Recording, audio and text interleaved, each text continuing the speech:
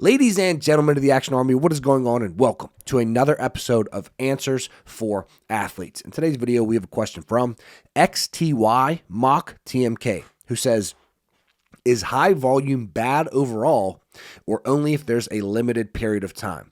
So recently I posted a video titled, if I only had 2 weeks to feel as bouncy as possible, this is what I would do. And in that video, I stated that if I only had 2 weeks to feel bouncy, I'm not going to do any high volume training because all of us understand that with high volume comes more fatigue. So more fatigued tendons, muscles, tissue in general, but more importantly, a more fatigued central nervous system. And if our goal is to be as fresh and as bouncy as possible, a fatigued central nervous system is not going to fly. So this is a great question. I have a great answer for you, but before I give you that answer, make sure that you like this video, subscribe to the channel, and leave your question down below if you want me to answer your question in a video just like this. And there's a link down below in the pinned comment and in the description of this video with access to my advanced training programs.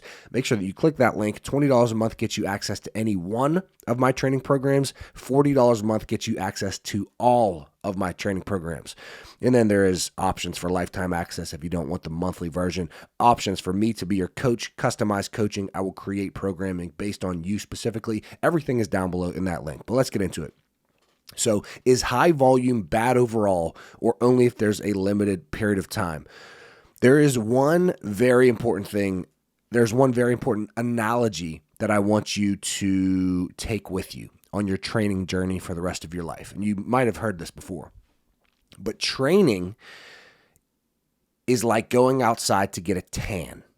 Progressive overload, I should say, is like going outside to get a tan. You want to get a sun tan, but you do not want to get a sunburn. So high volume is not bad, but if you do high volume for too long of a period of time, you have to understand that you're going to be breaking down your body as a whole, but your central nervous system. And if you break down your central nervous system for too long of a period of time, it eventually leads to adrenal fatigue, which if you've ever seen the movie The Wrong Turn, that is exactly the road that you're going to be going down. If you do high volume, high intensity all the time without enough of a break, without a deload, without a back off phase, without a low volume phase, whatever periodization that you like to do, after a high volume phase or block of training, you need to give the body, the tissue, the central nervous system time to rest and recover and adapt. If you don't, it's like going outside to get a tan, but then you stay in the sun too long. Now you got a sunburn. But yeah, you're down there at Florida on the beach and you're still outside. Maybe you're falling asleep. You take a nap and you're napping out in the sun on the beach for about 4, 5, 6 hours. Now you got sun poisoning. And then you just stay there and stay there and stay there. You're doing high volume, high volume, high volume. Eventually it leads to sun poisoning. Eventually, now you got skin cancer. It's just a bad road that you don't want to go down. So we all have to understand that high volume and high intensity volume and intensity. So everything is volume. I have this note card here. So what I'm going to do today is just brain dump. So hopefully something that I say today is valuable for you, but I have a bunch of bullet points that I want to hit, but I should be more organized in these videos, but I am just going to brain dump everything that I think about volume. So we have volume and we have intensity. These are the two major buckets. And understand very quickly, everything is volume, right? If you do any sort of training, there's volume. So let's say high volume, medium volume, and low volume. But the two major buckets, volume, intensity. Anytime that you progressive overload in any way, you are leading into these two buckets. So for example, let's say we're doing a back squat. If you do more weight, you put more weight on the bar, you add load to that back squat, you are increasing the intensity of that exercise. That is how you are progressive overloading to stress the body to therefore create adaptation. If you add more reps, you are increasing the volume. If you add an extra set, you're increasing the volume. If you do a harder exercise or a harder progression of a certain exercise, you're increasing the intensity. If you try to jump higher, you try to sprint faster, you are attempting to increase the intensity of that exercise. But if you add an extra set of sprints, you're adding volume to those sprints. So everything is volume, everything is intensity. If you had an extra training session that week, normally you do 2, but now you just did 3 sessions that week, adding volume. So there's tons of ways to progressive overload, to stress the body, to force adaptation, but they lead into these 2 big buckets of volume and intensity. And this volume and intensity is really what you have to play with to get the performance outcomes that you want, which can be very, very tricky. It's like a dance, right? So in that dance, you're trying not to step on the girl's toes. You're trying to make sure that you never mind. I don't want to go too far on a tangent, but you're always playing with volume and intensity, and the way that you play with the volume and intensity is going to directly relate to the gains that you get, the performance adaptations, the outcomes that you get. So just understand that all of these ways to progressive overload lead into volume and intensity. What was the question again? The question was, is it bad? Is high volume bad overall, or only if there's limited time? High volume is only bad overall if you do not lead into a lower volume phase. Actually, I should say this. High volume, the only way that high volume, high intensity is bad is if you don't allow for enough rest recovery, which is why some of these athletes, they get injured and they have to take rest, and then they come back and they're like, oh my God, I'm hitting PRs. I'm seeing these freak performances. I'm hitting these world records. Well, you finally gave yourself enough time to rest and recover from all that shit that you were doing. So volume is a way to stress the body. Intensity is a way to stress the body. But if we look at the workout that I gave you in that video, if I only had 2 weeks to feel as bouncy as possible, let's check out the workout. We did a warm-up, then we did jumps until drop-off. Then we did sprints until drop off. Then we did a squat, a hinge, and a calf raise. So we did a back squat, we did a barbell RDL, and we did a calf raise. Let's look at just barbell RDLs. So the barbell RDL in that workout, if I only had 2 weeks to feel as bouncy as possible, we did 4 sets of 5 reps of barbell RDLs. That is going to stress the body in a way that forces adaptation. Up until a certain point, 4 sets of 5 reps, that's 20 reps for your post chain. And we're doing that twice a week. So 40 reps for your post chain per week. That's okay, but that's not as much stress on the body as if we just added in another exercise, aka added some volume. Let's say we add in hyperextensions, right? And we do 2 sets of 10. Now we are adding volume to stress the post chain even more. So volume is just a means to stress the body to force adaptation. So what I like to do with my athletes is 2 different things. I mainly don't attack things in a different way to create performance outcomes for my athletes, unless they are in season and they have, volleyball players with matches on certain weekends, or basketball players with games on certain days, or athletes who go on vacation certain times, or they have finals and they're in college. There's a bunch of different things that I run into coaching athletes online, but I mainly attack volume and intensity, the periodization that I follow, in 2 different ways. Either, and most of you, if you've been watching this channel, you probably know this first one. Either I do 4 to 6 weeks of high volume where I tell them, which sometimes I'm not as good of, sometimes I don't express this well enough, but I tell the athletes, you are not going to feel as bouncy in this phase. So try to hit PRs, still go as intense as you possibly can. But with the volume that we're doing, we're breaking down the tendons, the muscles, the central nervous system, the body in general, in a way that you probably are going to feel pretty fatigued and you're not going to be seeing your highest jumps. So 4 to 6 weeks of volume. Then we do a deload week, just 1 week deload. And then we do a 4-week back off phase, which for sometimes if we're still hitting PRs, I will extend that back off phase.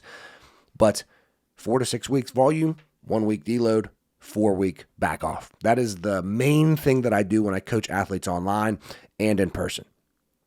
The second way is in that 4 to 6 week volume phase. Sometimes if I have an athlete who they don't respond as well to high volume, or they don't want to feel the negative effects, like they don't want to be jumping lower all the time. Sometimes I will do 1 week high volume, 1 week low volume, 1 week high volume, 1 week low volume for that 4 to 6 week phase. Then we deload and then we back off. So those are the two main ways that I attack things. And sometimes athletes will say, I want to be fresh all the time.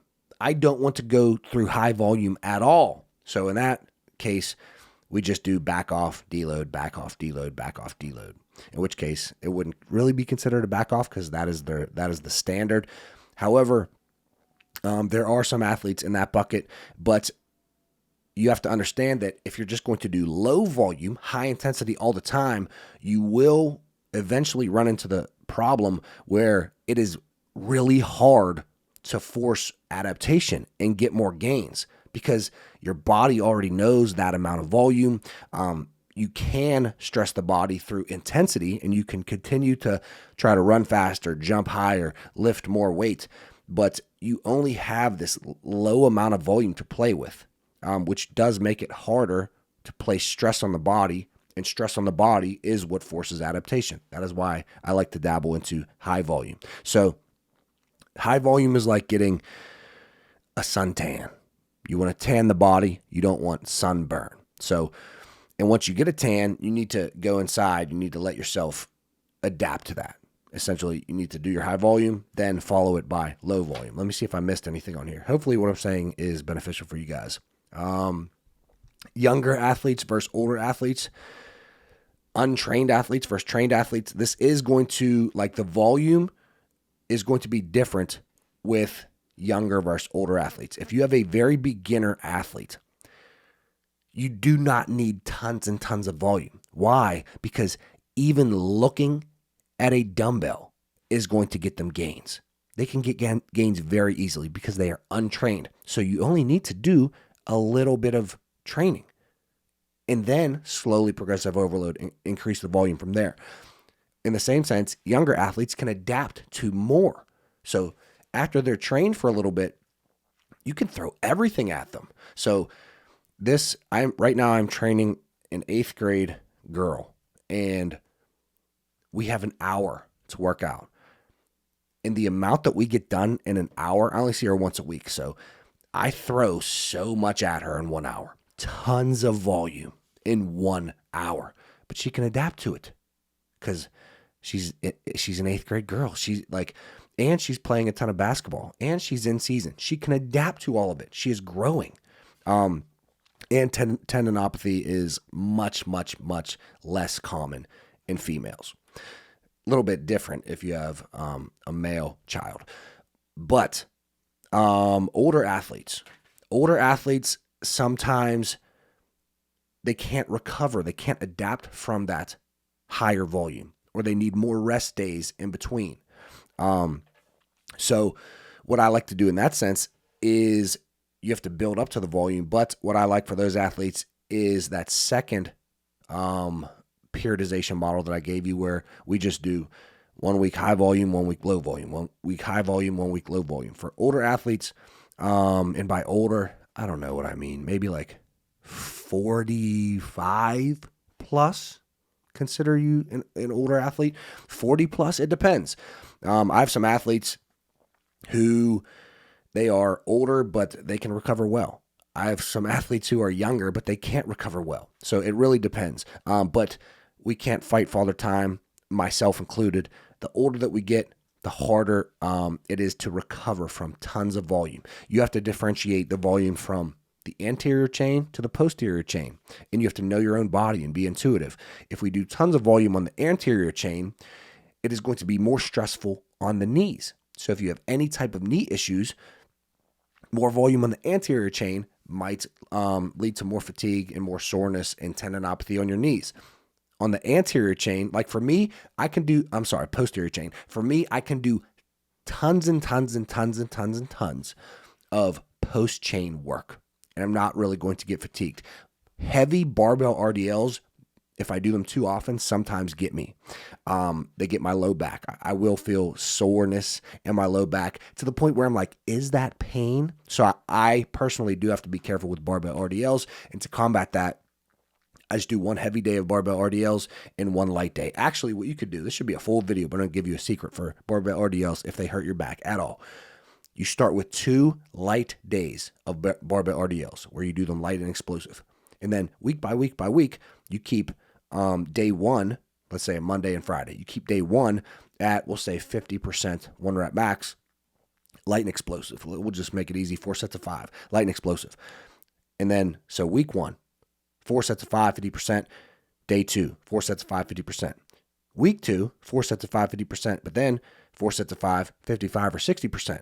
In this Friday, you get a little bit heavier and heavier and heavier, and you work your way up to that heavy weight. So we have an explosive day, we have a heavy day. That has helped a lot of my athletes and myself for barbell RDLs. But anyways, what was I talking about? Anterior chain versus posterior chain. For me, I could do a ton of post-chain work, and it only benefits me. But for other people, they do a ton of post-chain work, and they feel really sore. They feel really fatigued. Hamstrings can never really recover by the next session. Low back is bothering them. So you have to know yourself. Where for me, the anterior chain, if I do way too much sports or basketball or anterior chain focused lifting, my knees start to get a little bit sore because I've had that history of patellar tendinopathy and quad tendinopathy. I've beat my knees to orange juice pulp over the years. So you have to know your body. Younger versus older, newbie versus experienced lifter, anterior chain versus posterior chain. Work up to the volume. I gave you the progressions. I gave you the periodization. But yeah, so the final answer is high volume bad overall or only if there's a limited time. High volume is going to be bad if there's a limited time and you are trying to peak your vertical or peak your sport performance. You don't want to be fatiguing the central nervous system. You want to feel fresh. In that sense, do low volume, high intensity, or even as you creep up to it, do low volume, moderate intensity, or even low volume, low intensity, so that you could be completely fresh for that session. But high volume is only bad if you do high volume for too long of a time without ever backing off or deloading or going through a low volume phase, whatever you like to call it during your own periodization.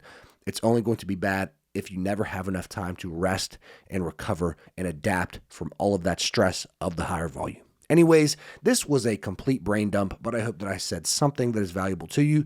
Make sure that you like this video, subscribe to the channel, and leave your question down below if you want me to answer your question in a video just like this. And now I am thinking that my camera's battery was low when I started this, so I really, really hope that I'm still recording.